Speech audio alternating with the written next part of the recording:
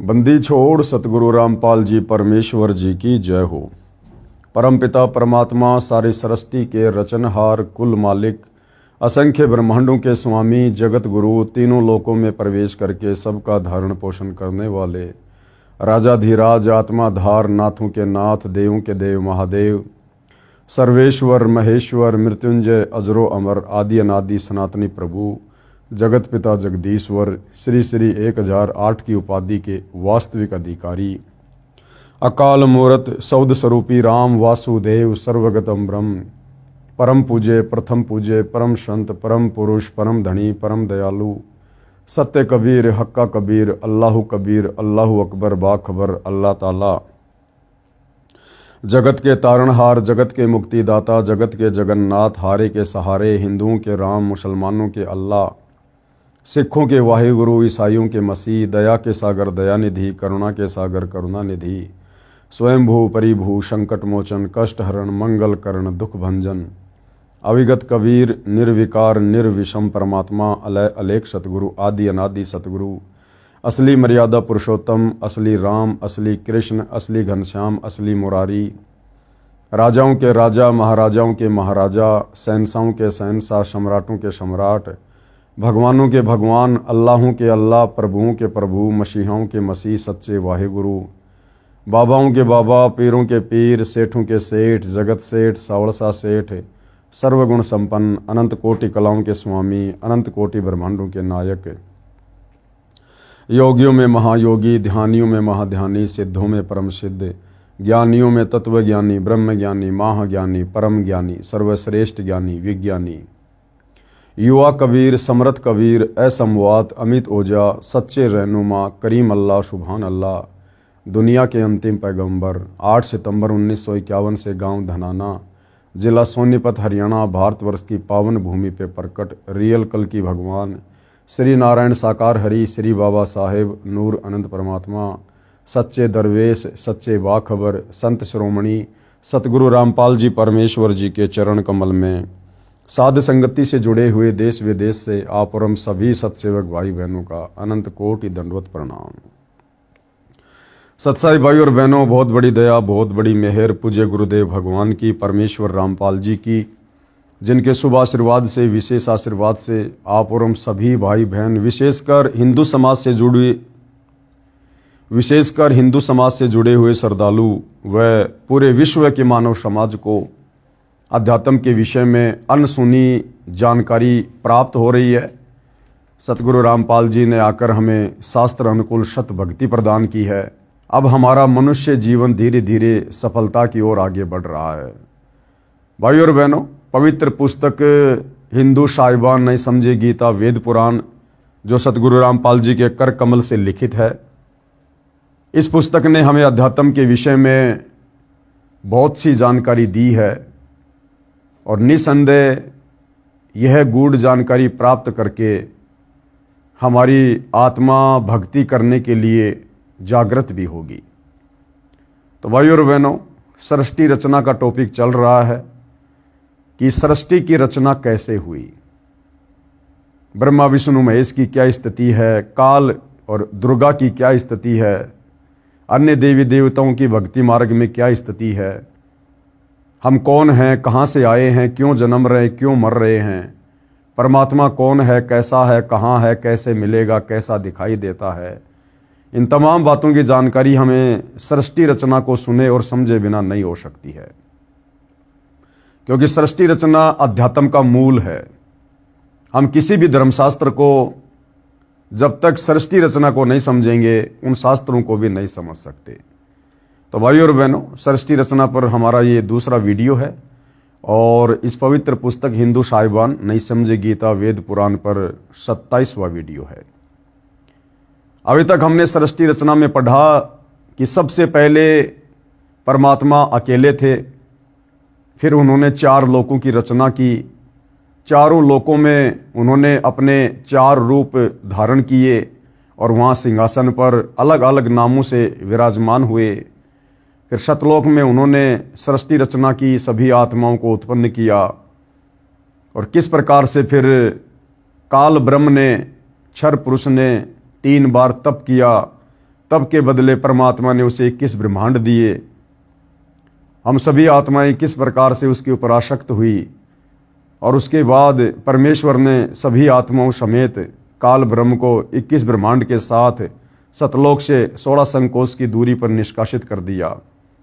और आज इस काल के 21 ब्रह्मांड में युगों युगों से आप और हम सभी आत्माएं ब्रह्मा विष्णु महेश से लेकर गधे कुत्ते सूअर तक अपने कर्म का दंड भोग रहे हैं।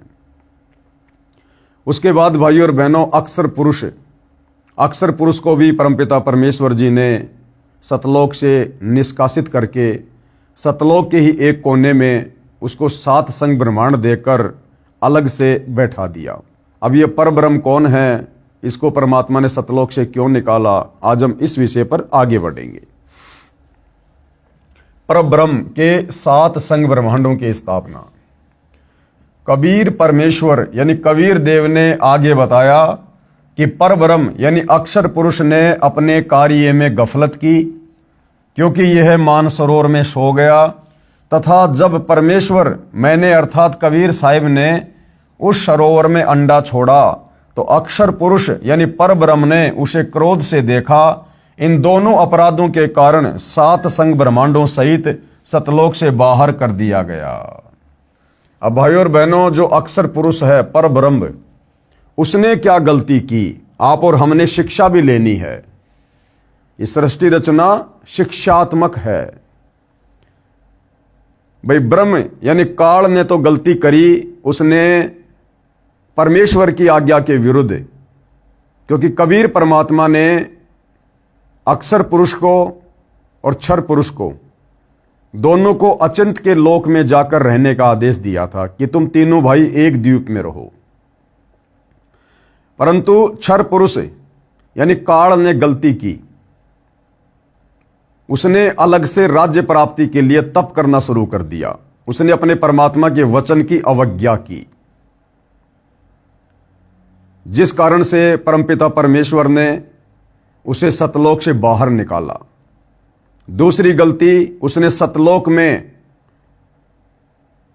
विषय वासनाओं के अधीन होकर और अपनी ही बहन के ऊपर, जो परमात्मा ने एक आत्मा को स्त्री रूप बनाकर और उस ब्रह्म के पास में छोड़ा था, जिसको अष्टंगी कहते हैं, दुर्गा कहते हैं, तो काल ने उसके साथ में बदतमीजी करनी चाहिए। और परमात्मा ने कहा कि भैया ऐसा दुष्कर्म करना तो दूर, सतलोक में यदि कोई सोचता है वो भी यहां रहने का अधिकारी नहीं है। जिस कारण से परमात्मा ने काल को और हम तमाम आत्माओं को, जिन्होंने काल के ऊपर आसक्ति व्यक्त की थी, परमेश्वर ने सतलोक से 7 संकोश की दूरी पर 21 ब्रह्मांडों समेत भेज दिया। ये तो उस काल की गलती थी, हम सभी आत्माओं की गलती थी। और पीछे से जो अक्षर पुरुष था, अक्षर पुरुष कौन, जिसको सृष्टि रचना में सहयोग के लिए अचिंत ने अपनी वचन शक्ति से उत्पन्न किया था, जो मानसरोवर में जाकर सो गया था, उसने क्या गलती करी? तो गुरुदेव भगवान कह रहे हैं कि उसकी सबसे पहले गलती तो ये थी कि यदि उसको अचिंत ने सृष्टि रचना में सहयोग के लिए उत्पन्न किया था, तो उसने सेवा में गफलत क्यों की? वो मानसरोवर में जाकर सो क्यों गया? ये उसकी सबसे पहली गफलत थी।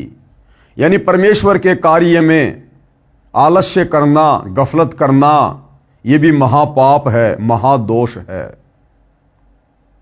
दूसरा, जब परमपिता परमेश्वर कबीर साहिब ने उसी मानसरोवर से जल लेकर एक अंडा बनाकर अपनी वचन शक्ति से उस अंडे में जो एक आत्मा प्रवेश की और मानसरोवर में अंडा छोड़ा, तो अंडे की गड़गड़ाहट से उसकी निंद्रा भंग हुई और उसने अंडे को गुस्से से देखा, क्रोध से देखा, जिस कारण से अंडा फूट गया। तो सतलोक में उसने गुस्सा किया, उसने क्रोध किया और उसको सजा मिली कि भैया आप सतलोक में रहने योग्य नहीं हैं। तो 2 गलतियां तो उसकी ये हुई, एक तो सेवा में उसने गफलत की, मानसरोवर में जाकर सो गया। दूसरा, उसने सतलोक में उसने गुस्सा किया, उसने गफलत की। अब भाई और बहनों, तरह तरह की शंकाएं मन में उत्पन्न होंगी कि भैया वो सतलोक कैसा जिसमें क्रोध भी है, क्रोध तो तमोगुण हो गया, सतलोक में तो तीनों गुण है ही नहीं। भैया सतलोक में सब कुछ है। अगर सतलोक में कुछ नहीं है तो फिर 21 ब्रह्मांड में सब कुछ कहां से आ गया? अरे पांचों तत्व तीन गुण कबीर परमात्मा ने ही तो काल को दिए थे, तो सतलोक में ही तो थे, परमात्मा के ही तो पास थे। सतलोक में सब कुछ है भैया। लेकिन यदि आप उन वस्तुओं का दुरुपयोग करोगे तो सजा कौन भोगेगा? भाई आपके घर में रसोई में चक्कू रखा है, अब चक्कू आप लाए सब्जी काटने के लिए, और यदि आप किसी के पेट में घुसेड़ोगे तो भैया पुलिस आएगी, पकड़ के ले जाएगी, पिटाई भी करेगी, उम्र कैद की सजा भी हो जाएगी, हो सकता फांसी भी हो जाए। तो सतलोक में हर वस्तु है भैया, हर चीज है। साथ में परमात्मा ने वहां का संविधान बनाया हुआ है, एक मैन्युअल है कि आपने यहां पर किस प्रकार से रहना है, यहां के क्या नियम है, क्या यहां के कायदे कानून है। तो यदि आप मर्यादा तोड़ोगे तो कैसे रह पाओगे आप सतलोक में? भाई बाकी आत्माएं और जितनी भी आत्माएं थी, वो आत्माएं रजोगुण से प्रभावित क्यों नहीं हुई? वो काल ही रजोगुण से प्रभावित क्यों हुआ? क्योंकि उसने उनका दुरुपयोग किया। उधर वो अक्सर पुरुष वो तमोगुण से क्यों हुआ प्रभावित? क्योंकि उसने सेवा में गफलत की, जिस कारण से परमेश्वर जी ने उनको भी सतलोक से बाहर निकालना उचित समझा। और उसके बाद दूसरी गलती क्या करी अक्सर पुरुष ने? जब परमात्मा जी ने इस ब्रह्म को, काल को, आप और हम सभी आत्माओं समेत सतलोक से बाहर निकाल दिया, उसके बाद वो पर ब्रह्म उस काल की याद में व्याकुल रहने लगा, चिंतित रहने लगा। क्या सोचकर कि भैया उसने तो तप करके 21 ब्रह्मांड प्राप्त कर लिए और वो तो वहां पर स्वतंत्र राज्य कर रहा, स्वतंत्र, उसको तो कोई रोक टोक नहीं है, वो तो मन मर्जी का आदमी हो गया। और हमेशा व्याकुल रहने लगा, चिंतित रहने लगा, काल के विषय में सोच सोच के, अपने परमपिता परमेश्वर कबीर साहिब से ध्यान हटाकर। तो मालिक तो अंतर्यामी थे, जानी जान थे।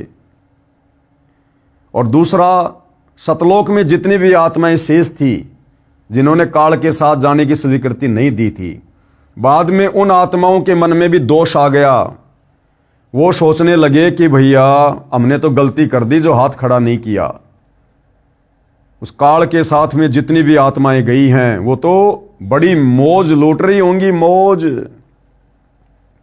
अब उन्हें क्या पता हम यहां गधे कुत्ते सुअर बनकर टट्टी खा रहे हैं। लेकिन उनके मन में दोष आ गया कि भैया उसने तो 21 ब्रह्मांड प्राप्त कर लिए थे और वो तो बढ़िया सुख ले रहा होगा, सभी आत्माएं वहां पर स्वतंत्र होकर मौज कर रही होंगी वहां पर। जिस कारण से बाकी आत्माएं भी उन अन्य आत्माओं की चिंता में व्याकुल रहने लगी, अपने परमेश्वर से ध्यान हटा लिया। और भाई और बहनों, ये शिक्षा है आप और हमारे लिए बहुत बड़ी। यदि हमने इस काल के 21 ब्रह्मांड से अपना पीछा छुड़वाना है, वापस सतलोक जाना है, हमने इन फॉर्मूलों को ध्यान रखना होगा। जो गलतियां हमने पहले सतलोक में की, हमने उन गलतियों से शिक्षा लेनी है। परमात्मा कहते हैं, जा आशा ता बाशा होई, मन कर्म वचन सुमरियो सोई। अक्सर पुरुष ने सतलोक में काल के विषय में सुमरण करना शुरू कर दिया, यानी काल के विषय में चिंतन करना, उसका सुमरण करना। तो परमात्मा ने उसको भी बाहर निकाला और बाकी आत्माएं अन्य आत्माओं के प्रति व्याकुल होकर चिंतित होने लगी, चिंता करने लगी, जो काल के 21 ब्रह्मांड में आ गई थी।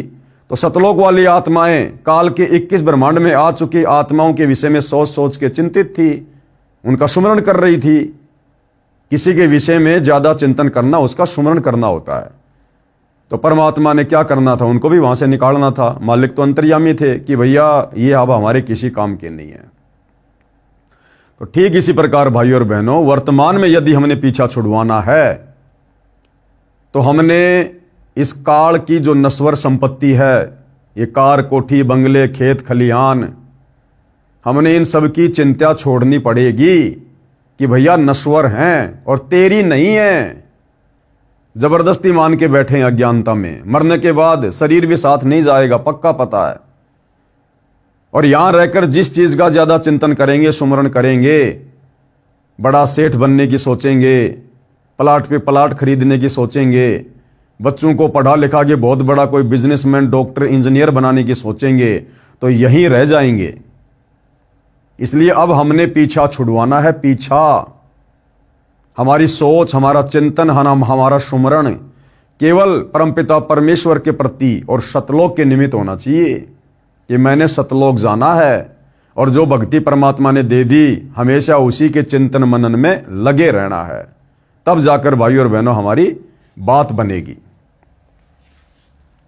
अन्य कारण, अक्सर पुरुष यानी परब्रह्म अपने साथी ब्रह्म क्षर पुरुष की विदाई में व्याकुल होकर परमपिता कबीर देव कबीर साहिब की याद भूलकर उसी को याद करने लगा, यानी ज्यादा काल ब्रह्म की चिंता करने लगा परब्रह्म, तथा सोचा कि क्षर पुरुष यानी ब्रह्म तो बहुत आनंद मना रहा होगा, वह स्वतंत्र राज्य करेगा और मैं पीछे रह गया।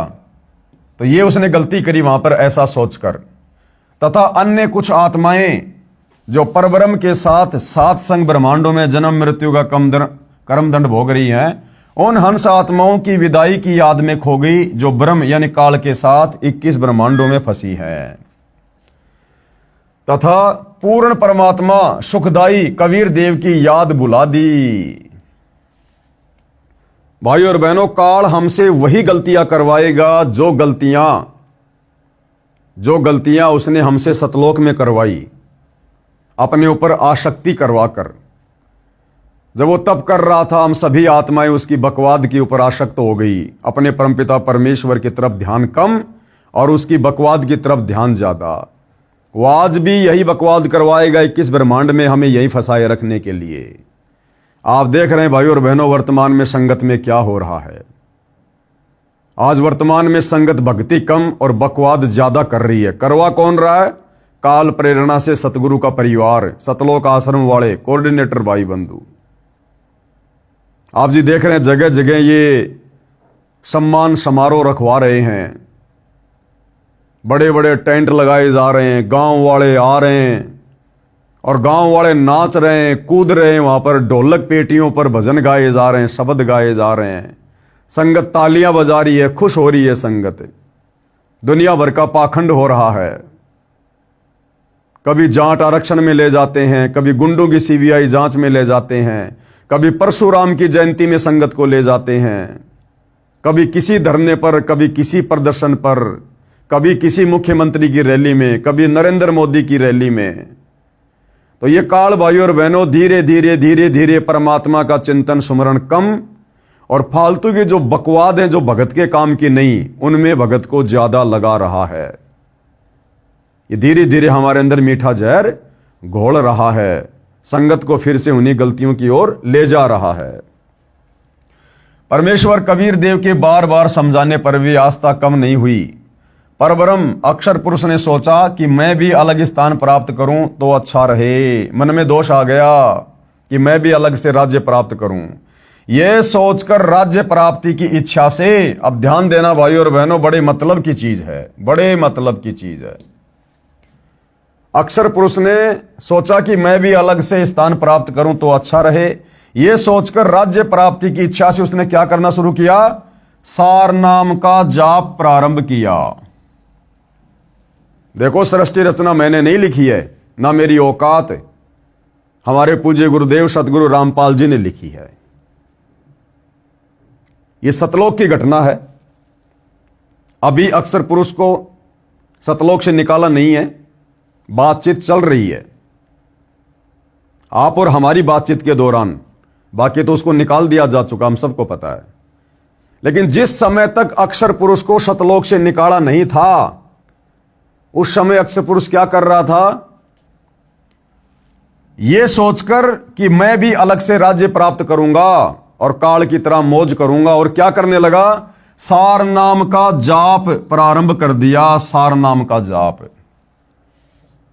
और भाई और बहनों, मैं पवन दास आप जियों को बार बार कई वीडियो बनाकर यह समझाता हुआ आ रहा हूं कि भाई और बहनों, वर्तमान में सतलोक आश्रम मैनेजमेंट हरियाणा के द्वारा सन 2014 बरवाला कांड के बाद जिस प्रकार से सतगुरु रामपाल जी के नाम की आड़ में डीवीडी से जो सारनाम दिया जा रहा है, जिसमें 3 मंत्र हैं, ओम सोहम सत्य कबीर, ये ओरिजिनल सारनाम नहीं है। ये वो सारनाम नहीं है जिस सारनाम को प्राप्त करके हम सतलोक जाएंगे। ओरिजिनल सारनाम सतगुरु रामपाल जी उसी हंस आत्मा को देंगे जो हंस आत्मा पूरी तरह से सतलोक के लिए तैयार हो जाएगी। अभी तक उन्होंने किसी को भी ओरिजिनल सारनाम नहीं दिया है, दिखाया भी नहीं है, देना तो बहुत दूर की बात है, क्योंकि अभी कोई योग्य ही नहीं हुआ, ना उनका बेटा, ना उनकी बेटी, ना उनकी पत्नी, ना उनके रिश्तेदार, ना कोई कोऑर्डिनेटर। अभी तक कोई योग्य हुआ ही नहीं है। सारनाम के योग्य बनाने के लिए परमात्मा ने साध संगति शुरू करवाई है। साध संगति में जो आत्माएं जिस प्रकार से गुरु को परमात्मा मानकर, ज्ञान को आधार बनाकर और सतलोक को टारगेट बनाकर भक्ति कर रही हैं, मर्यादाओं में रहकर संघर्ष करते हुए, तो परमेश्वर यहां से आत्माओं को तैयार कर रहे हैं। ये साध संगति ट्रेनिंग सेंटर है सारनाम के लिए। तो ध्यान देना भाइयों और बहनों, अक्सर पुरुष ने सतलोक में रहते रहते अलग से राज्य प्राप्ति के लिए और सारनाम का जाप शुरू किया। अब विचार करो भाई और बहनों, सारनाम किसका? कबीर परमात्मा का। तो वर्तमान में हमें जो सारनाम दिया जा रहा है, जो 3 मंत्र का है, तो उसमें पहला मंत्र है काल का ओम, दूसरा मंत्र है अक्षर पुरुष का, और तीसरा उसमें परमपिता परमात्मा का नाम है। तो सतलोक वाले सारनाम में और इस काल के लोक में वर्तमान में जो सारनाम आत्माएं जप रही हैं, उसमें तो रात दिन का अंतर है, रात दिन का अंतर। क्योंकि भाई सतलोक में रहकर हम काल का नाम क्यों जाप करेंगे? सतलोक में अक्षर पुरुष अपना ही मंत्र क्यों जाप करेगा? उस समय तक तो उसका कोई जाप मंत्र था ही नहीं, और काल का मंत्र हम क्यों जाप करेंगे? और यहां पर जो सारनाम हमें दिया जा रहा है आश्रम वालों की तरफ से, उसमें तो काल का भी मंत्र है, अक्षर पुरुष का भी मंत्र है। तो ये जो सारनाम है ये कंप्लीट नहीं है। अगर हम परमेश्वर का नाम जपेंगे तो उसमें परमेश्वर का ही नाम होना चाहिए, अकेले का। कबीर परमात्मा का ही मंत्र होना चाहिए, साथ में काल का और अक्षर पुरुष का मंत्र हमारे किस काम का? हमने जाना सतलोक, और हम इन दोनों का मंत्र क्यों जाप करेंगे भाई? तो विचार करो, अक्षर पुरुष ने कौन से सारनाम का जाप करना प्रारंभ कर दिया? क्योंकि सतलोक में तो ओरिजिनल सारनाम है। सतलोक वाले सारनाम में तो काल का ओम मंत्र तो हो ही नहीं सकता, और ना इस अक्षर पुरुष का दूसरा मंत्र हो सकता जो कि तत् है। तो वो क्या जाप कर रहा था सारनाम में? वो सारनाम ओरिजिनल है। उस सारनाम के लिए साध संगति में ट्रेनिंग चल रही है, आत्माओं को योग्य बनाने के लिए। और जब तक वो ओरिजिनल सारनाम नहीं मिलेगा, हम कैसे पार हो जाएंगे? ये सोचकर राज्य प्राप्ति की इच्छा से सारनाम का जाप प्रारंभ कर दिया। इसी प्रकार अन्य आत्माओं ने जो परब्रह्म के साथ संग ब्रह्मांडों में फंसी हैं, सोचा कि वे जो ब्रह्म के साथ आत्माएं गई हैं, वे तो वहां मौज मस्ती मनाएंगे, और हम पीछे रह गए। उन तमाम आत्माओं के मन में भी दोष आ गया। परब्रह्म के मन में यह धारणा बनी कि क्षर पुरुष अलग होकर बहुत सुखी होगा। ये विचार कर अंतरात्मा से भिन्न स्थान प्राप्ति की ठान ली, मन में सोच लिया। परब्रह्म यानी अक्षर पुरुष ने हठ योग नहीं किया, उसने कोई तप नहीं किया, बस वैसे चिंतित रहने लगा और सारनाम का जाप करने लगा। परंतु केवल अलग राज्य प्राप्ति के लिए सहज ध्यान योग यानी विशेष कशक के साथ करता रहा। क्या? सारनाम का जाप। अलग स्थान प्राप्त करने के लिए पागलों की तरह विचरने लगा। खाना पीना भी त्याग दिया। अन्य कुछ आत्माएं जो पहले काल ब्रह्म के साथ गई आत्माओं के प्रेम में व्याकुल थी, वे अक्सर पुरुष के वैराग्य पर आसक्त होकर उसे चाहने लगी। बाकी आत्माओं ने भी वही गलती कर दी। वो अक्सर पुरुष के वैराग्य को देख कर कि ये तो बड़ा चिंतित रहने लगा, बड़ा व्याकुल रहता है, और हम भी उसके इस भाव पर आसक्त हो गए, यानी बाकी जो आत्माएं बची हुई थी। पूर्ण प्रभु के पूछने पर, यानी कबीर परमात्मा ने जब पूछा कि भाई क्या बात है, पूर्ण प्रभु के पूछने पर परब्रह्म ने अलग स्थान मांगा तथा कुछ हंस आत्माओं के लिए भी याचना की। तब कबीर देव ने कहा कि जो आत्मा आपके साथ स्वेच्छा से जाना चाहे उसे भेज देता हूं। पूर्ण प्रभु ने पूछा कि कौन हंस आत्मा परब्रह्म के साथ जाना चाहता है, सहमति व्यक्त करें। बहुत समय उपरांत एक हंस ने स्वीकृति दी। फिर देखा देखी उन सभी आत्माओं ने भी सहमति व्यक्त कर दी कि भैया पिछली बार तो रह गए, अब की बार तो चलना ही चलना है। सर्वप्रथम स्वीकृति देने वाले हंस को स्त्री रूप बनाया। उसका नाम ईश्वरी माया यानी प्रकृति सुरती रखा तथा अन्य आत्माओं को उस ईश्वरी माया में प्रवेश करके अचिंत द्वारा अक्षर पुरुष परब्रह्म के पास भेजा। पतिव्रता पद से गिरने की सजा पाई। पतिव्रता पद यानी अपने इष्ट के अलावा किसी और के विषय में विशेष चिंतन करना, कशक, वो पतिव्रता पद से नीचे गिरना होता है। तो आप और हमने भी अपने पूज्य गुरुदेव भगवान अपने इष्ट के अलावा किसी और को इष्ट रूप में जरा भी नहीं मानना, नहीं पूजना। इसलिए हम सभी सत्सेवक भाई बहनों ने अपने घर में, अपने दरबार में अपने पूज्य गुरुदेव भगवान अपने इष्ट के अलावा अन्य किसी की फोटो नहीं रखी है।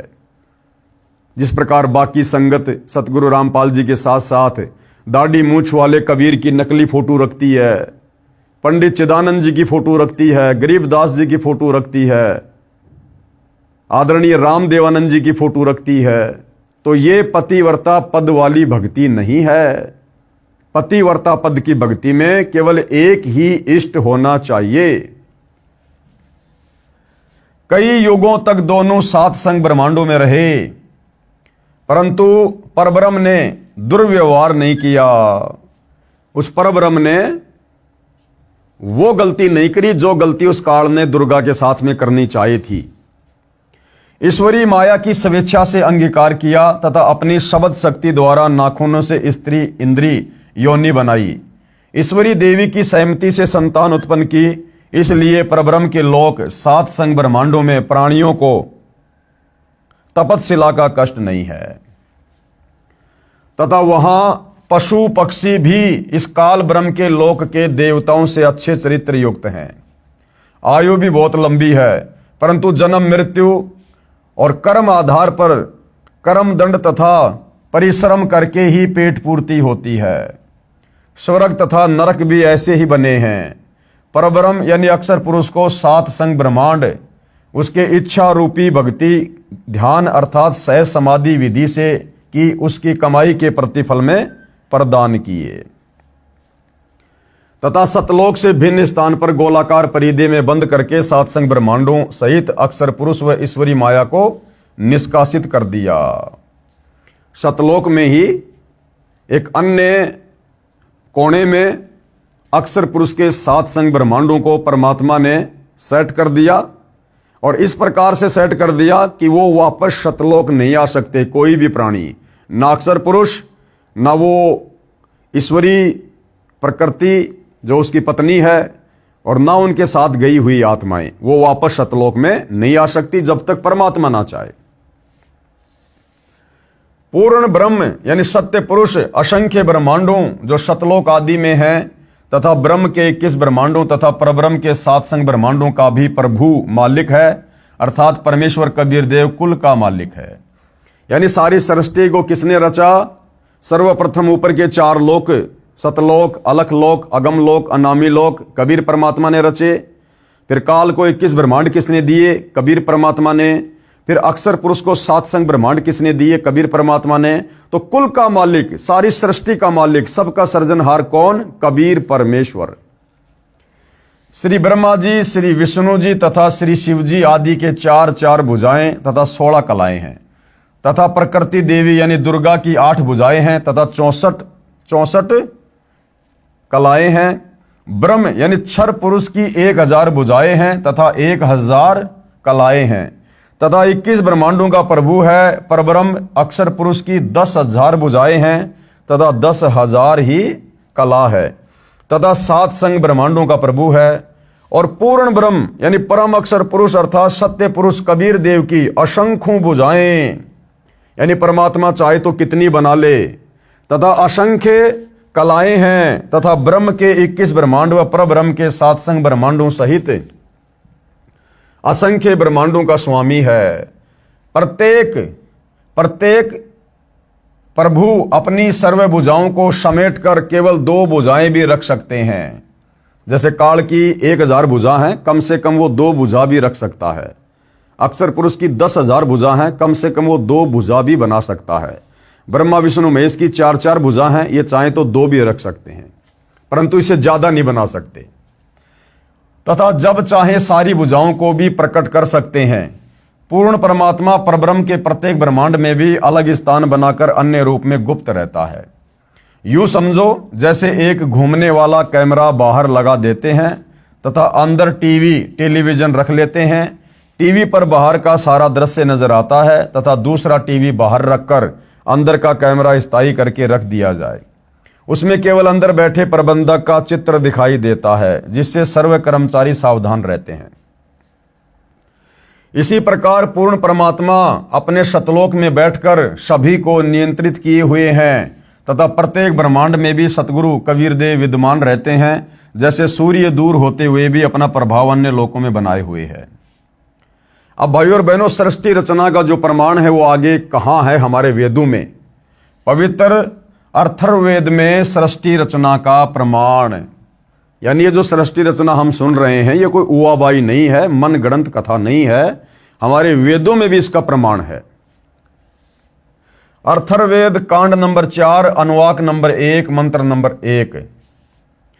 ये संस्कृत में श्लोक आप जियों के सामने है। भावार्थ क्या किया है गुरुदेव ने?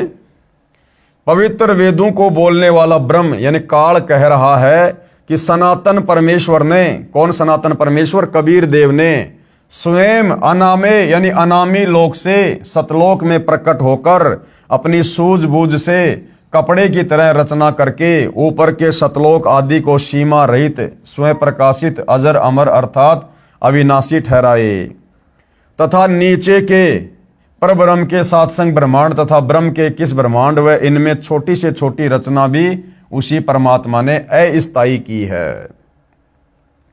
उसके बाद अथर्ववेद में और कहां प्रमाण है? अथर्ववेद कांड नंबर 4 अनुवाक नंबर 1 मंत्र नंबर 2। मंत्र आप जियों के सामने है, पढ़ सकते हैं। हम सीधा इसके अनुवाद पे चलेंगे। भावार्थ क्या है इस श्लोक का? जगत पिता परमेश्वर ने अपनी शब्द शक्ति से राष्ट्रीय अर्थात सबसे पहली माया राजेश्वरी उत्पन्न की तथा उसी पराशक्ति के द्वारा एक दूसरे को आकर्षण शक्ति से रोकने वाले, कभी न समाप्त होने वाले गुण से उपरोक्त सर्व ब्रह्मांडों को स्थापित किया। फिर आगे कहां प्रमाण है? अथर्ववेद कांड नंबर 4 अनुवाक नंबर 1 मंत्र नंबर 3, जहां पर सृष्टि रचना का प्रमाण है। श्लोक आप जी के सामने है। भावार्थ क्या है? पूर्ण परमात्मा कबीर देव अपने द्वारा रची सृष्टि का ज्ञान तथा सर्व आत्माओं की उत्पत्ति का ज्ञान अपने निजी दास को स्वयं ही सही बताता है कि पूर्ण परमात्मा ने अपने मध्य अर्थात अपने शरीर से अपनी शब्द शक्ति के द्वारा ब्रह्म क्षर पुरुष काल की उत्पत्ति की तथा सर्व ब्रह्मांडों को ऊपर शतलोक, अलख लोक, अगम लोक, अनामी लोक आदि तथा नीचे परब्रह्म के 7 संग ब्रह्मांड तथा ब्रह्म के 21 ब्रह्मांडों को अपनी धारण करने वाली आकर्षक शक्ति से ठहराया हुआ है। जैसे पूर्ण परमात्मा कबीर परमेश्वर यानी कबीर देव ने अपने निजी सेवक अर्थात सखा श्री धर्मदास जी, आदरणीय गरीबदास जी आदि को अपने द्वारा रची सृष्टि का ज्ञान स्वयं ही बताया, उपरोक्त वेद मंत्र भी यही समर्थन कर रहा है। उसके बाद अथर्ववेद कांड नंबर 4 अनुवाक नंबर 1 मंत्र नंबर 4 श्लोक आप जियों के सामने है। भावार्थ क्या किया है गुरुदेव ने? भावार्थ, ऊपर के चारों लोक, सतलोक, अलखलोक, अगम लोक, अनामी लोक, यह तो अजर अमर स्थायी तथा अविनाशी रचे हैं। यानी ऊपर के 4 लोक कभी भी नष्ट नहीं होते, खंड नहीं होते, तथा नीचे के ब्रह्म तथा परब्रह्म के लोकों को अस्थायी रचना करके तथा अन्य छोटे छोटे लोक भी उसी परमेश्वर ने रचकर स्थिर किए। फिर अथर्ववेद कांड नंबर 4 अनुवाक नंबर 1 मंत्र नंबर 5 श्लोक आप जियों के सामने है। गुरुदेव भगवान ने क्या भावार्थ किया है? पूर्ण परमात्मा यानी कबीर देव ने ऊपर के चारों लोकों में से जो नीचे से सबसे पहला अर्थात सतलोक में आष्ट्रा अर्थात अष्टंगी प्रकृति देवी दुर्गा की उत्पत्ति की, यही राजाधिराज जगत गुरु पूर्ण परमेश्वर सत्य पुरुष है, जिससे सबका वियोग हुआ है। फिर सर्व प्राणी ज्योति निरंजन काल के वीर्य यानी बीज से दुर्गा के गर्भ द्वारा उत्पन्न होकर स्वर्ग लोक व पृथ्वी लोक पर निवास करते हैं। उसके बाद अथर्ववेद कांड नंबर 4 अनुवाक नंबर 1 मंत्र नंबर 6 संस्कृत में श्लोक आप जियों के सामने है। भावार्थ, वही पूर्ण परमेश्वर सत्य साधना करने वाले साधक को उसी पहले वाले स्थान सतलोक में ले जाता है जहां से बिछुड़ कर आए थे। वहां उस वास्तविक सुखदायी प्रभु को प्राप्त करके खुशी से आत्मा विभोर होकर मस्ती से स्तुति करता है कि हे परमात्मा, असंख्य जन्मों के भूले भटकों को वास्तविक ठिकाना मिल गया है। इसी का प्रमाण पवित्र ऋग्वेद मंडल 10 सूक्त 90 मंत्र 16 में भी है। आदरणीय गरीबदास जी को इसी प्रकार पूर्ण परमात्मा कबीर देव यानी कबीर परमेश्वर स्वयं सत भक्ति प्रदान करके सतलोक लेकर गए थे तथा अपनी अमृतवाणी में आदरणीय गरीबदास जी महाराज ने आंखों देखकर कहा, गरीब अजब नगर में ले गए हमको सतगुरु आन, और जिलके बिंब अगाध गति सूते चादर तान। अथर्ववेद कांड नंबर 4 अनुवाक नंबर 1 मंत्र नंबर 7 संस्कृत में श्लोक आप जियों के सामने है। परमात्मा ने क्या भावार्थ किया है? इस मंत्र में यह भी स्पष्ट कर दिया है कि उस परमेश्वर का नाम कबीर देव अर्थात कबीर परमेश्वर है, जिसने सर्व रचना की। जो परमेश्वर अचल अर्थात वास्तव में अविनाशी, गीता अध्याय 15 श्लोक नंबर 16 और 17 में भी प्रमाण है। जगत गुरु आत्माधार जो पूर्ण मुक्त होकर सतलोक गए हैं, उनको सतलोक ले जाने वाला, सर्व ब्रह्मांडों का रचनहार, काल ब्रह्म की तरह धोखा न देने वाला, ज्यों का त्यों वह स्वयं कबीर देव अर्थात कबीर प्रभु है। यही परमेश्वर सर्व ब्रह्मांडों व प्राणियों को अपनी शब्द शक्ति से उत्पन्न करने के कारण जनिता यानी माता भी कहलाता है, तथा पितरम पिता तथा बंधु भाई भी वास्तव में यही है, तथा देव यानी परमेश्वर भी यही है। इसलिए इसी कबीर देव कबीर परमेश्वर की स्तुति किया करते हैं। त्वें माता च पिता तमेव, तमेव बंधु च सखा तमेव, तमेव विद्या च द्रविणम तमेव, तमेव सर्व मम देव देव। इसी परमेश्वर की महिमा का पवित्र ऋग्वेद मंडल नंबर 1 सूक्त नंबर 24 में विस्तृत विवरण है। ऋग्वेद मंडल नंबर 10 सूक्त नंबर 90 मंत्र नंबर 1 संस्कृत में श्लोक आप जियों के सामने है। हम सीधा इसके भावार्थ पर चलते हैं। इस मंत्र में विराट यानी काल ब्रह्म का वर्णन है। गीता अध्याय 10 व 11 में भी इसी काल ब्रह्म का ऐसा ही वर्णन है। अध्याय 11 मंत्र नंबर 46 में अर्जुन ने कहा कि हे सहस्त्रा बाहु यानी हे 1000 भुजा वाले, आप अपने चतुर्भुज रूप में दर्शन दीजिए। यानी 1000 भुजा का स्वामी कौन है? ये काल,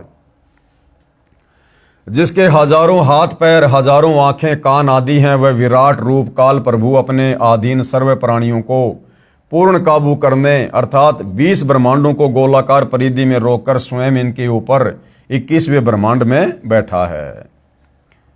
अब भाइयों और बहनों, पवित्र ऋग्वेद में सृष्टि रचना का प्रमाण कहां है? देखो भाइयों और बहनों, ये सृष्टि रचना है और परमेश्वर जी ने जैसी लिखी है वैसी हम आपको बता रहे हैं, दिखा रहे हैं, समझा रहे हैं। और जहां कोई ऐसी विशेष बात होगी समझाने के लायक और परमात्मा प्रेरणा करेंगे तो ही दास आपको समझाएगा, अन्यथा ये सृष्टि रचना है, इसको बार बार पढ़ना पड़ेगा। आपने देख लिया, अब बार बार आपको यूट्यूब पर गुरुदेव भगवान के मुख कमल से भी सुननी पड़ेगी, उनकी पुस्तकों में भी आपने बार बार इसको देखना पड़ेगा, तब जाकर हमारे दिलो दिमाग में ये बात बैठेगी। ऋग्वेद मंडल नंबर 10 सूक्त नंबर 90 मंत्र नंबर 2 संस्कृत में श्लोक आप जियों के सामने है और सृष्टि रचना के विषय में यह श्लोक क्या कह रहा है। इस मंत्र में परब्रह्म यानी अक्षर पुरुष का विवरण है, जो कुछ भगवान वाले लक्षणों से युक्त है, परंतु इसकी भक्ति से भी पूर्ण मोक्ष नहीं है, इसलिए इसे संदेह युक्त मुक्तिदाता कहा है। इसे कुछ प्रभु के गुणों युक्त इसलिए कहा है कि ये काल की तरह तपतशिला पर भूनकर नहीं खाता, परंतु इस परब्रह्म के लोक में भी प्राणियों को परिश्रम करके कर्म आधार पर ही फल प्राप्त होता है तथा अन्न से ही सर्व प्राणियों के शरीर विकसित होते हैं। जन्म तथा मृत्यु का समय भले ही काल यानी क्षर पुरुष से अधिक है, परंतु फिर भी उत्पत्ति प्रलय तथा 84 लाख योनियों में यातना बनी रहती है। ये परमेश्वर जी ने उस पेड़ का एक चित्र बनाकर हमें समझाया है कि सबसे ऊपर कबीर परमात्मा है जो गुप्त रहता है, जो कि भक्ति रूपी पेड़ की जड़ है, जहां से सारे ब्रह्मांडों को नीचे पोषण मिल रहा है। तो ये कबीर परमेश्वर जी हैं, ये इनका शतलोक समझ लीजिए, जहां बैठकर परमात्मा सबका धारण पोषण करते हैं। और इस पेड़ से बाहर जो ये तना है, ये है सात संग ब्रह्मांड का स्वामी अक्षर पुरुष, और उसके जस्ट नीचे जो ये टहनी है, जो ये डाली है, डार है, ये है 21 ब्रह्मांड का स्वामी काल। और फिर जो 3 टहनियां हैं, ये इस काल के 3 पुत्र हैं, रजगुण ब्रह्मा, सतगुण विष्णु, तमोगुण शिव जी। और इनके माध्यम से फिर परमात्मा ये पात रूप संसार, जितने भी पेड़ के पत्ते हैं, ये आप और हम सभी जीव आत्माएं हैं, जो ब्रह्मा विष्णु महेश के माध्यम से काल हमारे ऊपर कंट्रोल करता है। तो एक पेड़ के चित्र के माध्यम से परमेश्वर ने हमें सृष्टि रचना के विषय में समझाया है। भावार्थ क्या है? इस ऊपर के मंत्र 2 में वर्णित अक्षर पुरुष परब्रह्म की तो इतनी ही महिमा है, तथा वह पूर्ण पुरुष कबीर देव तो इससे भी बड़ा है, अर्थात सर्वशक्तिमान है तथा सर्व ब्रह्मांड उसी के अंश मात्र पर ठहरे हैं। इस मंत्र में 3 लोकों का वर्णन इसलिए है क्योंकि चौथा अनामे लोक अन्य रचना से पहले का है। यही 3 प्रभु क्षर पुरुष, अक्षर पुरुष तथा इन दोनों से अन्य परम अक्षर पुरुष का विवरण श्रीमद् भगवद गीता अध्याय 15 श्लोक नंबर 16 और 17 में है।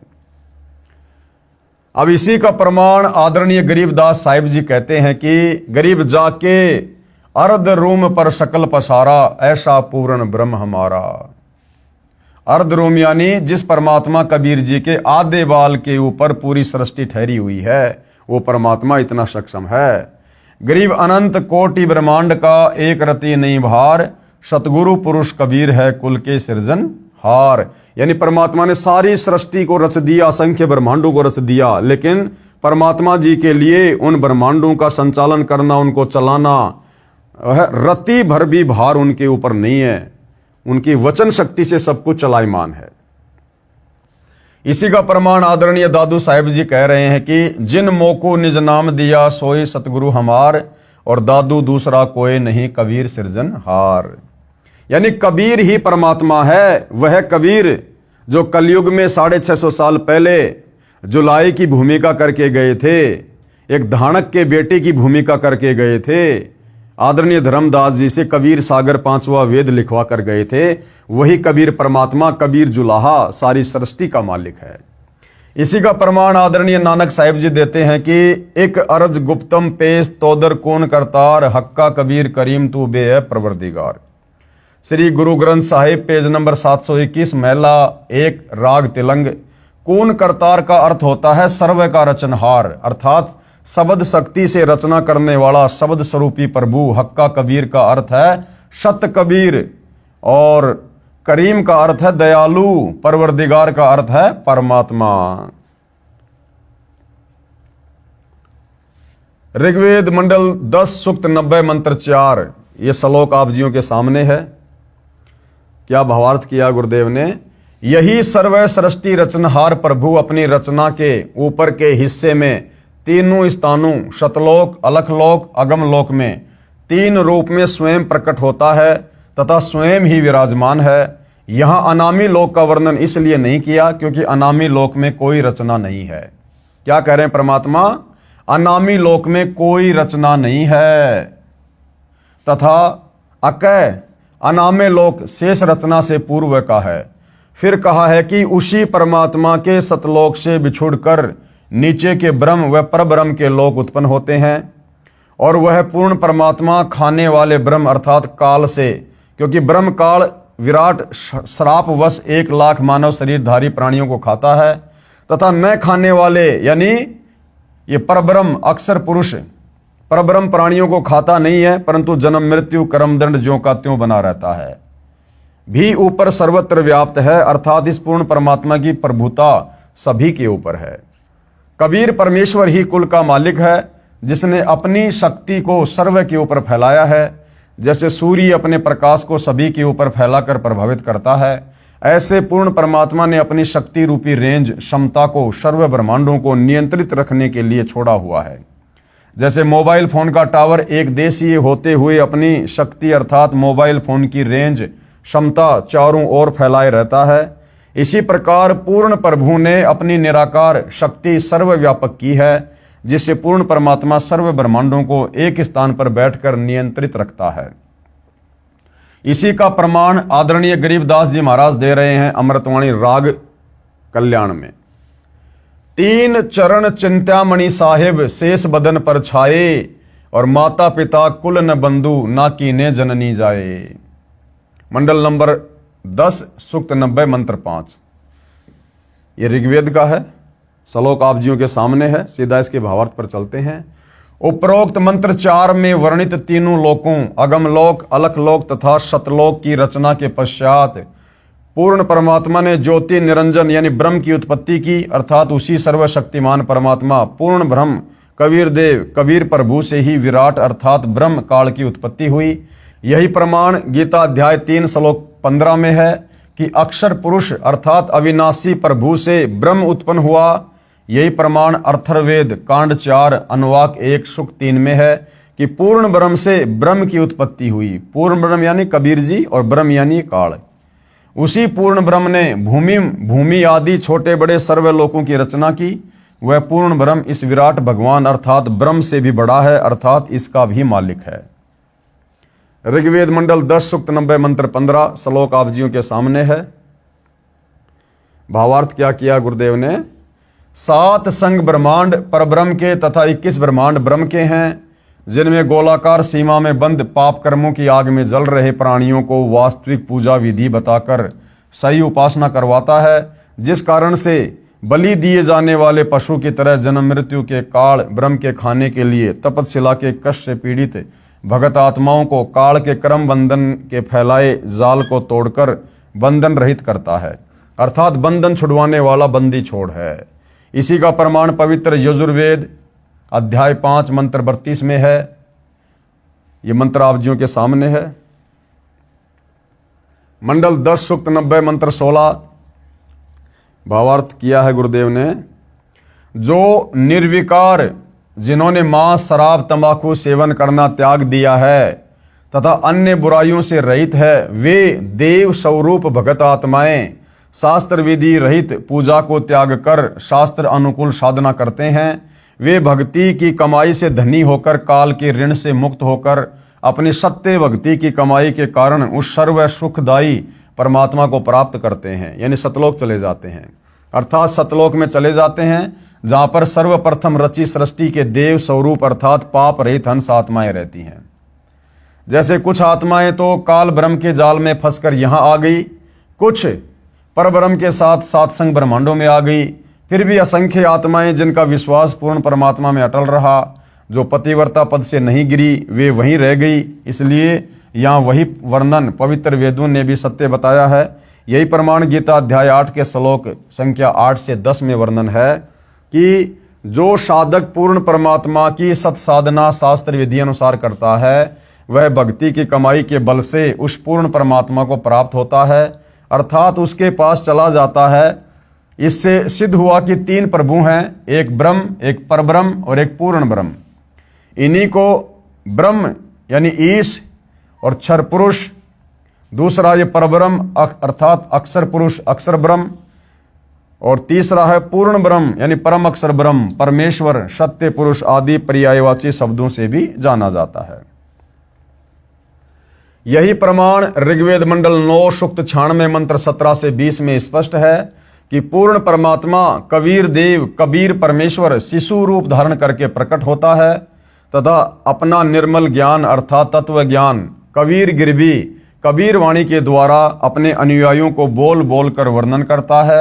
वह कबीर देव यानी कबीर परमेश्वर ब्रह्म क्षर पुरुष के धाम तथा परब्रह्म अक्षर पुरुष के धाम से भिन्न जो पूर्ण ब्रह्म परम अक्षर पुरुष का तीसरा रित धाम सतलोक है, उसमें आकार में विराजमान है तथा सतलोक से चौथा अनामी लोक है, उसमें भी यही कबीर देव कबीर परमेश्वर अनामी पुरुष रूप में मनुष्य सदृश आकार में विराजमान है।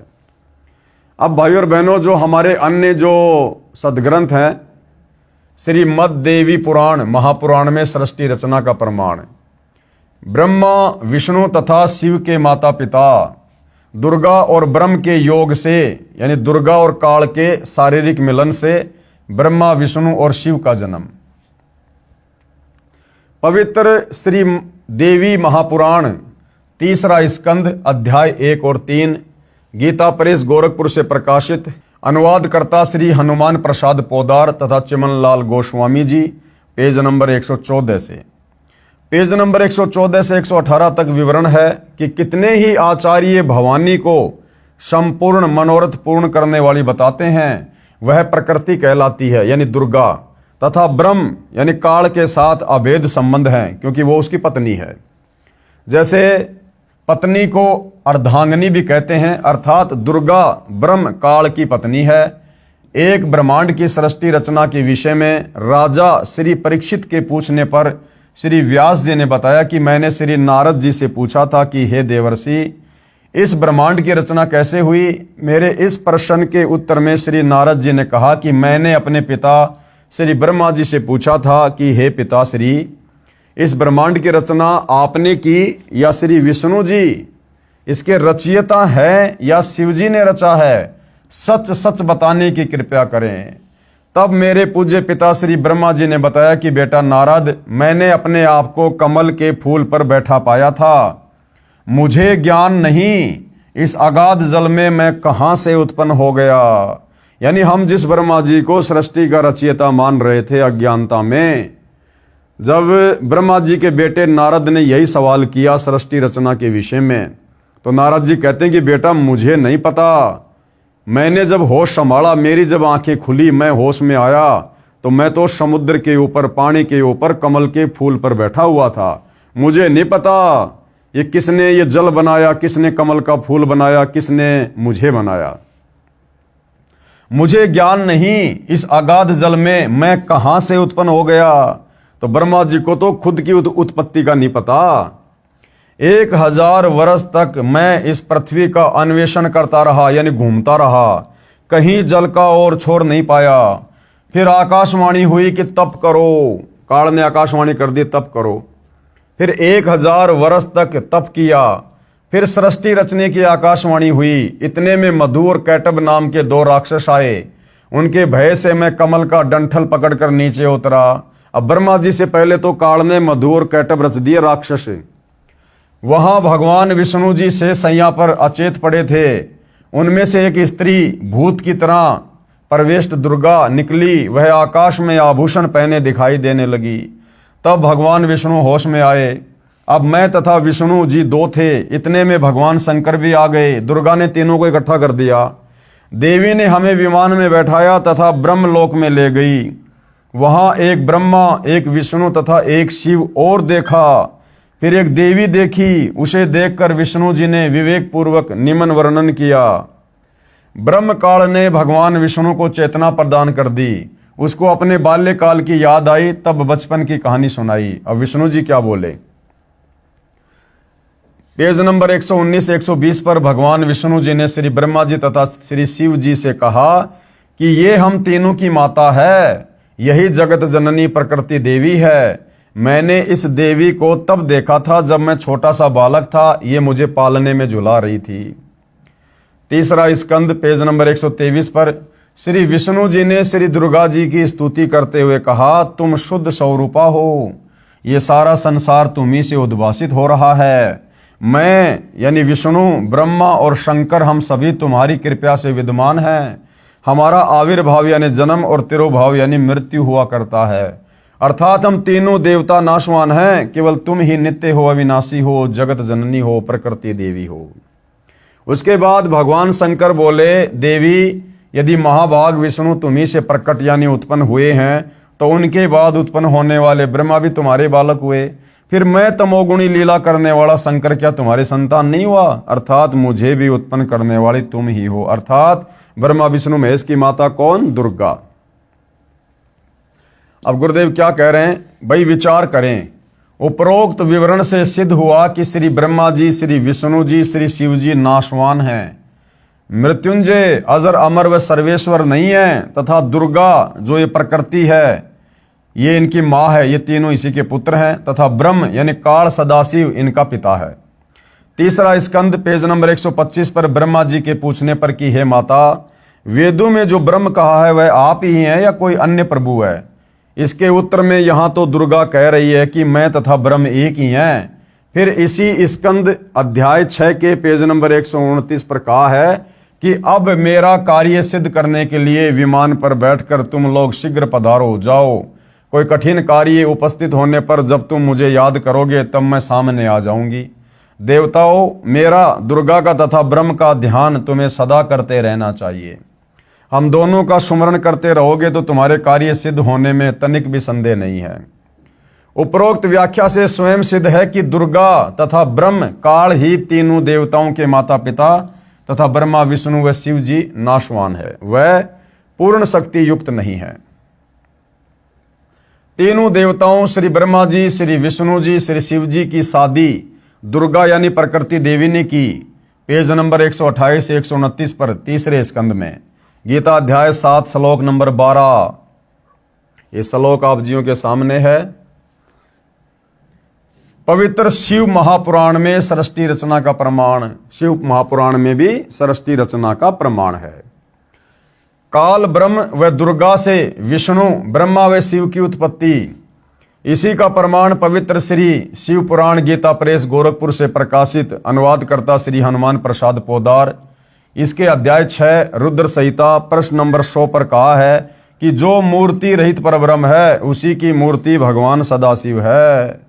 इनके शरीर से एक शक्ति निकली, वह शक्ति अंबिका, प्रकृति, दुर्गा, त्रिदेव जननी, श्री ब्रह्मा जी, श्री विष्णु जी तथा श्री शिव जी को उत्पन्न करने वाली माता कहलाई, जिसकी 8 भुजाएं हैं। वे जो सदाशिव हैं उन्हें शिव, शंभु और महेश्वर भी कहते हैं। प्रश्न नंबर 101 पर वे अपने सारे अंगों में भस्म रमाए रहते हैं। उन काल रूपी ब्रह्म ने एक शिवलोक नामक क्षेत्र का निर्माण किया, फिर दोनों ने पति पत्नी का व्यवहार किया, जिससे एक पुत्र उत्पन्न हुआ, उसका नाम विष्णु रखा। शिव पुराण पेज नंबर 102 पर। फिर रुद्र संहिता अध्याय नंबर 7 पेज नंबर 103 पर ब्रह्मा जी ने कहा कि मेरी उत्पत्ति भी भगवान सदाशिव यानी ब्रह्म, काल तथा प्रकृति दुर्गा के संयोग से अर्थात पति पत्नी के व्यवहार से हुई है। फिर मुझे बेहोश कर दिया। फिर रुद्र संहिता अध्याय नंबर 9 पेज नंबर 110 पर कहा है कि इस प्रकार ब्रह्मा, विष्णु तथा रुद्र इन 3 देवताओं में गुण है, परंतु शिव यानी काल ब्रह्म गुणातीत माने जाते हैं। यहाँ पर 4 सिद्ध हुए, अर्थात सदाशिव, काल ब्रह्म व प्रकृति दुर्गा से ही ब्रह्मा, विष्णु तथा शिव उत्पन्न हुए हैं। तीनों भगवानों श्री ब्रह्मा जी, श्री विष्णु जी तथा श्री शिव जी की माता जी दुर्गा जी तथा पिताजी श्री ज्योति निरंजन ब्रह्म है। यही तीनों प्रभु रजगुण ब्रह्मा जी, सतगुण विष्णु जी तथा तमगुण शिव जी हैं। अब श्री पवित्र मद भगवत गीता जी में सृष्टि रचना का प्रमाण, इसी का प्रमाण पवित्र गीता जी अध्याय 14 श्लोक 3 से 5 तक है। ब्रह्म यानी काल कह रहा है कि प्रकृति यानी दुर्गा तो मेरी पत्नी है और मैं ब्रह्म यानी काल इसका पति हूं। हम दोनों के सहयोग से सर्व प्राणियों सहित तीनों गुणों रजगुण ब्रह्मा जी, सतगुण विष्णु जी, तमगुण शिव जी की उत्पत्ति हुई है। मैं ब्रह्म यानी काल सर्व प्राणियों का पिता हूं तथा प्रकृति यानी दुर्गा इनकी माता है। मैं इसके पेट में बीज स्थापना करता हूं जिससे सर्व प्राणियों की उत्पत्ति होती है। प्रकृति यानी दुर्गा से उत्पन्न तीनों गुण रजगुण ब्रह्मा, सतगुण विष्णु तथा तमगुण शिव जीव को कर्म आधार से शरीर में बांधते हैं। यही प्रमाण अध्याय 15 श्लोक 1 से 4 तथा 16 और 17 में भी है। गीता अध्याय नंबर 15 श्लोक 1 उद्धर्व मूलम अधैशाखम अश्वत्थम प्राहु अव्ययम छंदासी यस्य प्रणानी ये तम वेद स वेदविद। क्या भावार्थ किया गुरुदेव ने? फिर गीता अध्याय 15 श्लोक नंबर 2 है। गीता अध्याय 15 श्लोक नंबर 3 श्लोक आप जियों के सामने है। सृष्टि रचना के विषय में ब्रह्मा विष्णु महेश के माता पिता काल और दुर्गा हैं, इनके विषय में। गीता अध्याय 15 श्लोक नंबर 4। फिर गीता अध्याय नंबर 15 श्लोक नंबर 16 दुवमो इमो पुरुषों लोके यानी इस संसार में दो भगवान प्रसिद्ध हैं, क्षर और अक्षर। क्षर च अक्षर, क्षर सर्वाणी भूतानी कूटस्थ अक्षर उच्चरते, और इनके लोकों में रहने वाले जितने भी जीव हैं वो भी नाशवान हैं। गीता अध्याय नंबर 15 श्लोक नंबर 17 उत्तम पुरुष तु अन्य परमात्मा इति उदाहरत ये लोक तरम अवश्य विवर्ति अवैश्वरे। भावार्थ गीता ज्ञान दाता प्रभु ने केवल इतना ही बताया है कि यह संसार उल्टे लटके वृक्ष तुल्य जानो, ऊपर जड़ें मूल तो पूर्ण परमात्मा है और नीचे टहनियां आदि अन्य हिस्से जानो। इस संसार रूपी वृक्ष के प्रत्येक भाग का भिन्न भिन्न विवरण जो संत जानता है वह तत्वदर्शी संत है, जिसके विषय में गीता अध्याय 4 श्लोक नंबर 34 में कहा है। गीता अध्याय 15 श्लोक नंबर 2 और 3 में केवल इतना ही बताया है कि 3 गुण रूपी शाखा है। यहां विचार काल में अर्थात गीता में आपको मैं गीता का ज्ञानदाता पूर्ण जानकारी नहीं दे सकता, क्योंकि मुझे इस संसार की रचना के आदि व अंत का ज्ञान नहीं है। क्योंकि भाई और बहनों, जो अक्षर पुरुष है, अक्षर पुरुष को उस समय निकाला गया था जब पहले परमात्मा ने काल को सतलोक से निकाल दिया था। उसके बाद परमात्मा ने अक्षर पुरुष को 7 संग ब्रह्मांड दिए थे। तो काल गीता का ज्ञान देते समय कह रहा है कि भैया संसार रूपी पेड़ की यानी सारी सृष्टि रचना की पूरी जानकारी मुझे भी नहीं है। उसके लिए गीता अध्याय 4 श्लोक नंबर 34 में कहा है कि किसी तत्वदर्शी संत से उस पूर्ण परमात्मा का ज्ञान जानो। इस गीता अध्याय 15 श्लोक 1 में उस तत्वदर्शी संत की पहचान बताई है कि वह संसार रूपी वृक्ष के प्रत्येक भाग का ज्ञान कराएगा। तो आज उस संसार रूपी वृक्ष के प्रत्येक भाग का ज्ञान सतगुरु रामपाल जी ने करवाया है। उसी से पूछो। गीता अध्याय 15 के श्लोक 4 में कहा है कि उस तत्वदर्शी संत के मिल जाने के पश्चात उस परम पद परमेश्वर की खोज करनी चाहिए, अर्थात उस तत्वदर्शी संत के बताए अनुसार साधना करनी चाहिए, जिससे पूर्ण मोक्ष अनादि मोक्ष प्राप्त होगा। गीता अध्याय 15 श्लोक 16-17 में स्पष्ट किया है कि 3 प्रभु हैं। एक क्षर पुरुष है यानी ब्रह्म ये काल, दूसरा अक्षर पुरुष यानी परब्रह्म, और तीसरा परम अक्षर पुरुष यानी पूर्ण ब्रह्म कबीर देव। क्षर पुरुष तथा अक्षर पुरुष वास्तव में अविनाशी नहीं है, यानी इनकी जन्म और मृत्यु होती है। वह अविनाशी परमात्मा तो इन दोनों से अन्य ही है। वही तीनों लोकों में प्रवेश करके सबका धारण पोषण करता है। उपरोक्त श्रीमद् भगवद गीता अध्याय 15 श्लोक 1 से 4 तथा 16-17 में यह प्रमाणित हुआ कि उल्टे लटके हुए संसार रूपी वृक्ष की मूल अर्थात जड़ तो परम अक्षर ब्रह्म अर्थात पूर्ण ब्रह्म है, जिससे पूर्ण वृक्ष का पालन होता है, तथा वृक्ष का जो हिस्सा पृथ्वी के तुरंत बाहर जमीन के साथ दिखाई देता है वह तना होता है, उसे अक्षर पुरुष अर्थात परब्रह्म जानो। उस तने से ऊपर चलकर अन्य मोटी डार निकलती है, उनमें से एक डार को ब्रह्म अर्थात क्षर पुरुष जानो, तथा उसी डार से अन्य 3 शाखाएं निकलती हैं, उन्हें ब्रह्मा विष्णु महेश जानो, तथा शाखाओं के आगे पत्ते रूप में सांसारिक प्राणी जानो। उपरोक्त गीता अध्याय 15 श्लोक 16-17 में स्पष्ट है कि क्षर पुरुष अर्थात ब्रह्म तथा अक्षर पुरुष अर्थात परब्रह्म तथा इन दोनों के लोकों में जितने प्राणी हैं उनके स्थूल शरीर तो नाशवान है तथा जीवात्मा अविनाशी है।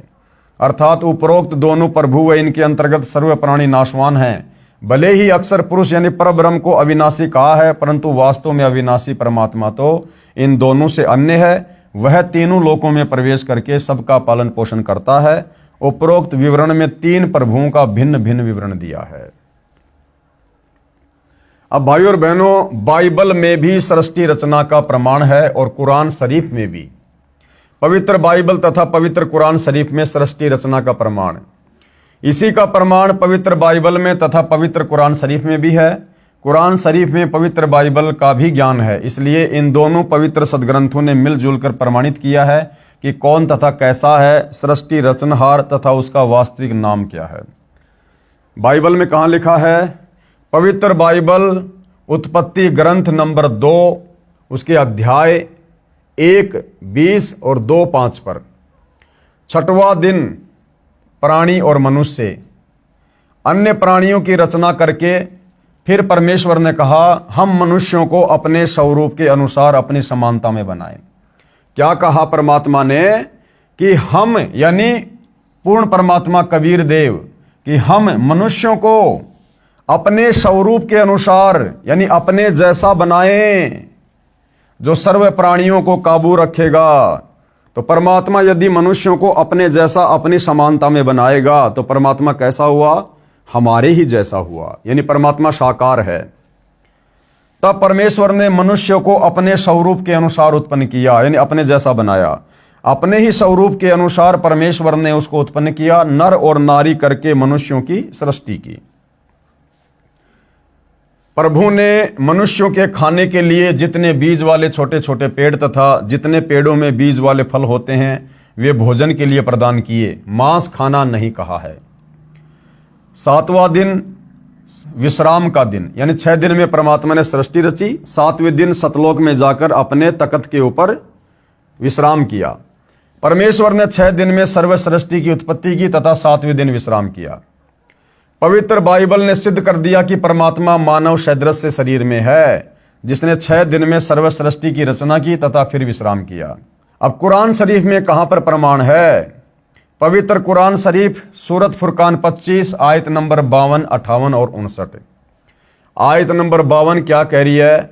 फला तुतियल काफिरिन व जिहादुम बिही जिहादन कबीरन। इसका भावार्थ है कि हजरत मोहम्मद जी का खुदा यानी प्रभु कह रहा है, यानी काल ब्रह्म, कि हे पैगंबर, आप काफिरों जो एक प्रभु की भक्ति त्याग कर अन्य देवी देवताओं तथा मूर्ति आदि की पूजा करते हैं उनको काफिर कहते हैं। कहते हैं उनका कहा मत मानना, क्योंकि वे लोग कबीर को पूर्ण परमात्मा नहीं मानते। आप मेरे द्वारा दिए इस कुरान के ज्ञान के आधार पर अटल रहना कि कबीर ही पूर्ण प्रभु है तथा कबीर अल्लाह के लिए संघर्ष करना, लड़ना नहीं, अर्थात अडिग रहना। आयत नंबर 58, यह आयत नंबर 58 लिखी हुई है, आप जियों के सामने है। भावार्थ है कि हजरत मोहम्मद जी जिसे अपना प्रभु मानते हैं वह अल्लाह प्रभु किसी और पूर्ण प्रभु की तरफ संकेत कर रहा है। हजरत मोहम्मद जी अपना अल्लाह किसको मानते थे? इस काल ब्रह्म को। और वो काल ब्रह्म सूरत फुरकान 25 आयत नंबर 58 में अपने से अन्य किसी और परमात्मा की ओर संकेत कर रहा है कि ए पैगंबर, उस कबीर परमात्मा पर विश्वास रख, उस जिंदा पर विश्वास रख जो तुझे जिंदा महात्मा के रूप में आकर मिला था। वह कभी मरने वाला नहीं है, अर्थात वास्तव में अविनाशी है। तारीफ के साथ उसकी पाकी यानी पवित्र महिमा का गुणगान किए जा। वह कबीर अल्लाह यानी कबीर देव पूजा के योग्य है तथा अपने उपासकों के सर्व पापों का विनाश करने वाला है। फिर सूरत फुरकानी 25 आयत नंबर 59। भावार्थ है कि हजरत मोहम्मद को कुरान शरीफ बोलने वाला प्रभु यानी काल ब्रह्म कह रहा है कि वह कबीर प्रभु वही है जिसने जमीन तथा आसमान के बीच जो भी कुछ विद्यमान है सर्व सृष्टि की रचना 6 दिन में की तथा 7वें दिन ऊपर अपने सतलोक में सिंहासन पर विराजमान हो यानी बैठ गया। उसके विषय में जानकारी किसी बाखबर, गीता जी में जिसको तत्वदर्शी संत कहा गया है और कुरान शरीफ में उसको बाखबर कहा है, किसी बाखबर यानी तत्वदर्शी संत से पूछो उस पूर्ण परमात्मा की प्राप्ति कैसे होगी तथा वास्तविक ज्ञान तो किसी तत्वदर्शी संत यानी बाखबर से पूछो, मैं नहीं जानता। उपरोक्त दोनों पवित्र धर्मों ईसाई तथा मुसलमान के पवित्र शास्त्रों ने भी मिलजुल कर प्रमाणित कर दिया कि सारी सृष्टि सृजनहार सर्व पाप विनाशक सर्वशक्तिमान अविनाशी परमात्मा मानव सदृश शरीर में आकार में है तथा सतलोक में रहता है। उसका नाम कबीर है। उसी को अल्लाहु अकबीरू भी कहते हैं। मुसलमान जिसे अल्लाहु अकबर कहते हैं वही कबीर परमात्मा है। आदरणीय धर्मदास जी ने पूज्य कबीर प्रभु से पूछा कि हे सर्वशक्तिमान, आज तक ये तत्व ज्ञान किसी ने नहीं बताया। अब भाइयों और बहनों, जब इतना सारा सब कुछ ज्ञान कबीर परमात्मा ने धर्मदास जी को बताया तो धर्मदास जी ने अंत में कहा कि हे परमात्मा, भक्ति मार्ग के विषय में, अध्यात्म के विषय में ऐसा ज्ञान आज तक किसी ने नहीं बताया। वेदों के मर्मज्ञ ज्ञानियों ने भी नहीं बताया। इससे सिद्ध है कि चारों पवित्र वेद तथा चारों पवित्र जो कतेब हैं, कुरान शरीफ आदि, ये सब झूठे हैं। पूर्ण परमात्मा ने कहा कि भैया ये झूठे नहीं हैं, इन शास्त्रों में जानकारी है मेरी, लेकिन इन शास्त्रों को पढ़ने वाले समझ नहीं पाए, वो झूठे हैं। कबीर वेद कतेब झूठे नहीं भाई, झूठे वो हैं जो समझे नहीं। झूठे हमारे धर्मगुरु हैं जो इन शास्त्रों को अच्छे से समझकर हमें नहीं समझा पाए। भावार्थ है कि चारों पवित्र वेद, ऋग्वेद, अथर्ववेद, यजुर्वेद, सामवेद तथा पवित्र चारों कतेब, कुरान शरीफ, जबूर, तौरेत, इंजिल गलत नहीं है, परंतु जो इनको नहीं समझ पाए वे नादान हैं। पूज्य कबीर परमेश्वर कबीर देव जी की अमृतवाणी में सृष्टि रचना विशेष निम्न अमृतवाणी सन 1403 से जब पूज्य कबीर देव कबीर परमेश्वर लीलामय शरीर में 5 वर्ष के हुए, सन 1518 जब कबीर देव कबीर परमेश्वर मगध स्थान से सशरीर सतलोक गए, उसके बीच में लगभग 600 वर्ष पूर्व परम पूज्य कबीर परमेश्वर कबीर देव जी द्वारा अपने निजी सेवक यानी दास भगत आदरणीय धर्मदास साहिब जी को सुनाई थी तथा धनी धर्मदास साहिब जी ने लिपिबद्ध की थी। परंतु उस समय के पवित्र हिंदुओं तथा मुसलमानों के नादान गुरुओं, नीम हकीमों ने कहा कि ये धानक जुलाहा कबीर झूठा है। किसी भी सदग्रंथ में श्री ब्रह्मा जी, श्री विष्णु जी तथा श्री शिव जी के माता पिता का नाम नहीं है। ये तीनों प्रभु अविनाशी हैं, इनका जन्म मृत्यु नहीं होता। न ही पवित्र वेदों व पवित्र कुरान शरीफ आदि में कबीर परमेश्वर का प्रमाण है तथा परमात्मा को निराकार लिखा है। हम प्रतिदिन पढ़ते हैं, भोली आत्माओं ने उन विचक्षणों यानी चतुर गुरुओं पर विश्वास कर लिया कि सचमुच ये कबीर धानक तो अशिक्षित है तथा गुरुजी शिक्षित हैं, सत्य कह रहे होंगे। आज वही सच्चाई प्रकाश में आ रही है तथा अपने सर्व पवित्र धर्मों के पवित्र सदग्रंथ साक्षी हैं। इससे सिद्ध है कि पूर्ण परमेश्वर सर्व सृष्टि रचनहार, कुल करतार तथा सर्वज्ञ कबीर देव यानी कबीर परमेश्वर ही हैं, जो काशी बनारस में कमल के फूल पर प्रकट हुए तथा 120 वर्ष तक वास्तविक तेजोमय शरीर के ऊपर मानव सदृश शरीर हल्के तेज का बनाकर रहे तथा अपने द्वारा रची सृष्टि का ठीक ठीक यानी वास्तविक तत्व ज्ञान देकर सह शरीर सतलोक चले गए। कृपया पाठक पढ़ें निम्न अमृतवाणी परमेश्वर कबीर साहिब जी द्वारा उच्चारित। धर्मदास यह जग बोराना, कोई न जाने पद निर्वाणा। यही कारण मैं कथा पसारा, जग से कईयो राम नियारा। यही ज्ञान जग जीव सुनावो, सब जीवों का भरम नसाओ। भरम गए जग वेद पुराना, आदि राम का भेद न जाना। राम राम सब जगत बखाने, आदि राम कोई बिरला जाने। ज्ञानी सुने सो हृदय लगाई, मूर्ख सुने सो गम ना पाई। अब मैं तुमसे कहूँ चिताई, त्रिदेवन की उत्पत्ति भाई। कुछ संक्षेप कहूँ गोराई, सब संशय तुमरे मिट जाई। माँ अष्टंगी पिता निरंजन, वे जमदारुण वंशन अंजन। पहले कीन निरंजन राई, पीछे से माया उपजाई। माया रूप देख अति शोभा, देव निरंजन तन मन लोभा। काम देव धर्मराय सताए, देवी को तुरत धर खाए। पेट से देवी करी पुकारा, साहब मेरा करो उबारा। टेर सुनी तब हम तहाँ आए, अष्टंगी को बंद छुड़ाए। सत्यलोक में कीन्य दुराचारी, काल निरंजन दीन निकारी। माया समेत दिया भगाई, 16 संख कोस दूरी पर आई। अष्टंगी और काल अब दोई, मंद कर्म से गए बिगोई। धर्मराय को हिकमत कीन्या, नखरे खासे भग कर लीन्या। धर्मराय कीन्या भोग विलासा, माया को रही तब आशा। तीन पुत्र अष्टंगी जाए, ब्रह्मा विष्णु शिव नाम धराए। तीन देव विस्तार चलाए, इनमें ये जग धोखा खाए। पुरुष गम कैसे को पावे, काल निरंजन जग भर मावे। तीन लोक अपने सुत दीन्या, सुन निरंजन बासा लीन्या। अलख निरंजन सुन ठिकाना, ब्रह्मा विष्णु शिव भेद न जाना। तीन देव सो उनको ध्यावे, निरंजन का वे पार न पावे। अलख निरंजन बड़ा बट पारा, तीन लोक जीव कीन आहारा। ब्रह्मा विष्णु शिव नहीं बचाए, सकल खाए पुन धूर उड़ाए। तिनके सुत हैं तीनों देवा, आंधर जीव करत हैं सेवा। अकाल पुरुष काहू नहीं चीन्या, काल पाए सब ही गए लीन्या। ब्रह्म काल सकल सग जाने, आदि ब्रह्म को ना पहचाने। तीनों देव और अवतारा, ताको भजे सकल संसारा।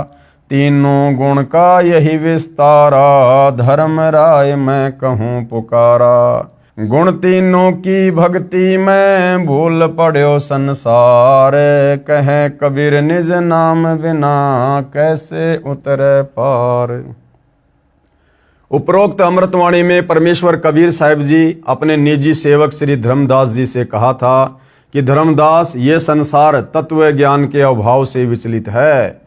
किसी को पूर्ण मोक्ष मार्ग तथा पूर्ण सृष्टि रचना का ज्ञान नहीं है, इसलिए मैं आपको मेरे द्वारा रची सृष्टि की कथा सुनाता हूँ।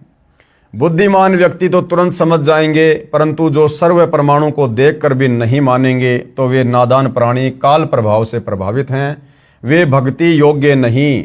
अब मैं बताता हूँ तीनों देवों यानी देवताओं ब्रह्मा विष्णु शिव जी की उत्पत्ति कैसे हुई। इनकी माता जी तो अष्टंगी दुर्गा है तथा पिता ज्योति निरंजन ब्रह्म काल है। पहले ब्रह्म की उत्पत्ति अंडे से हुई, फिर दुर्गा की उत्पत्ति हुई। दुर्गा के रूप पर आसक्त होकर काल ब्रह्म ने गलती यानी छेड़छाड़ की। तब दुर्गा यानी प्रकृति ने इसके पेट में शरण ली। मैं वहां गया जहां ज्योति निरंजन काल था। तब भवानी को ब्रह्म के उदर से निकालकर 21 ब्रह्मांड समेत 16 संकोश की दूरी पर भेज दिया। ज्योति निरंजन यानी धर्मराय ने प्रकृति यानी दुर्गा के साथ भोग विलास किया। इन दोनों के सहयोग से तीन गुणों श्री ब्रह्मा जी, श्री विष्णु जी तथा श्री शिव जी की उत्पत्ति हुई। इन्हीं तीनों गुणों रजगुण ब्रह्मा, सतगुण विष्णु, तमगुण शिव जी की ही साधना करके सब प्राणी काल जाल में फंसे हैं। जब तक वास्तविक मंत्र नहीं मिलेगा, पूर्ण मोक्ष कैसे होगा। विशेष पाठक जन विचार करें कि श्री ब्रह्मा जी, श्री विष्णु जी तथा श्री शिव जी की स्थिति अविनाशी बताई गई थी।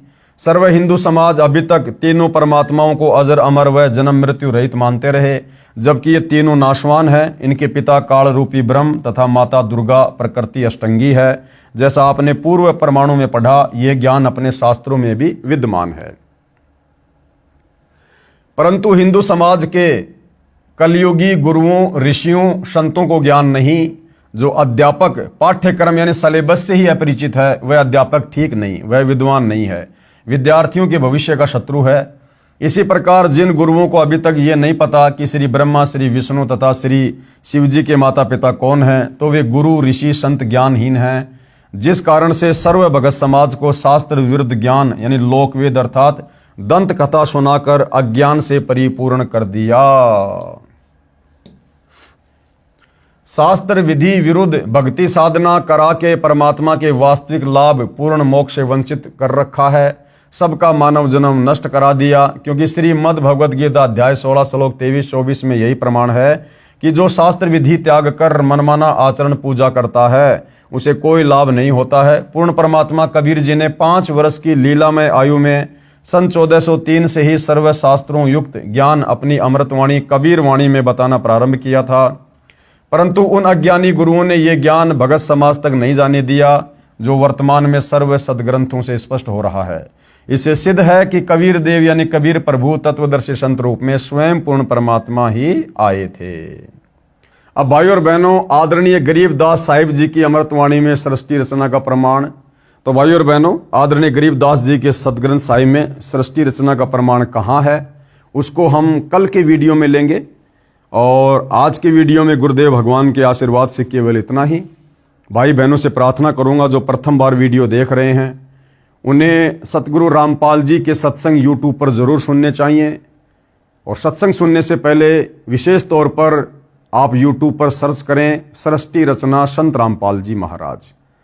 जब तक आप सृष्टि रचना से परिचित नहीं होंगे, क्योंकि सृष्टि रचना किसी भी धर्म के सदग्रंथ को समझने के लिए मास्टर की है, यानी सृष्टि रचना को समझे बिना हम किसी भी धर्म ग्रंथ को ठीक ठीक नहीं समझ सकते। तो सृष्टि रचना समझना सुनना बहुत जरूरी है। तो भाइयों और बहनों, आज की वीडियो में मालिक के आशीर्वाद से केवल इतना ही। कल सेवा में फिर हाजिर होंगे। तब तक गुरुदेव भगवान हम सबको आज्ञा दे, आशीर्वाद दे, हमारा मार्गदर्शन करे। बंदी छोड़ सतगुरु रामपाल जी भगवान की जय हो।